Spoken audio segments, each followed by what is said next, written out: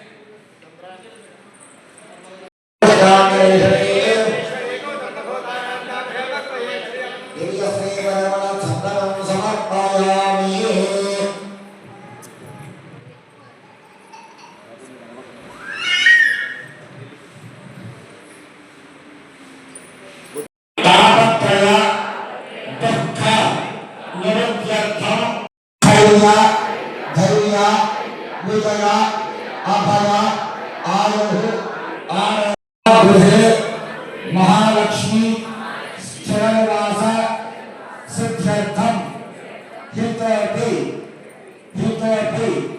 మహేశ్వర్య. ఏడవ రోజు శ్రీ వాసవి శ్రీ అమ్మవారు వారాహి మాత అవతారంగా మనకు దర్శనమిస్తారు.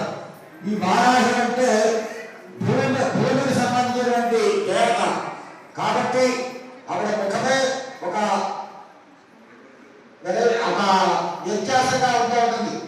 అటువంటి ముఖంతో వారాహి అమ్మవారి యొక్క అలంకారాన్ని దర్శనం చేసుకోవడం కానీ ఆ అమ్మవారి రచన పూజా కార్యక్రమాలు చేసుకోవడం వల్ల భూ సమస్యలు ఏమున్నా కూడా పరిష్కారం అవుతాయి.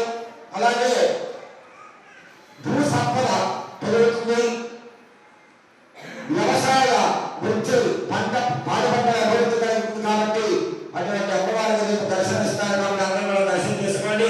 అలాగే రేపటి అమ్మవారికి అనేక రకములైన పూలకాయలతో అలంకారం కూడా చేయడం జరుగుతుంది.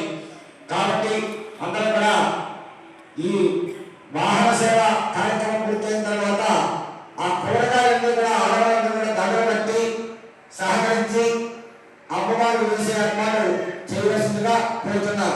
ఆ తర్వాత అందరూ పలహారాలు అక్కడ టిఫిన్ ఏర్పాటు చేశారు. ఎందుకంటే వాళ్ళ పూర్వజన్మ సుఖంగా ఉంది కాబట్టి వచ్చే ఆహారం తీసుకుంటున్నారు. ఆ ప్రసాదం తీసుకున్నారు. ప్రసాదం చేస్తున్నారు.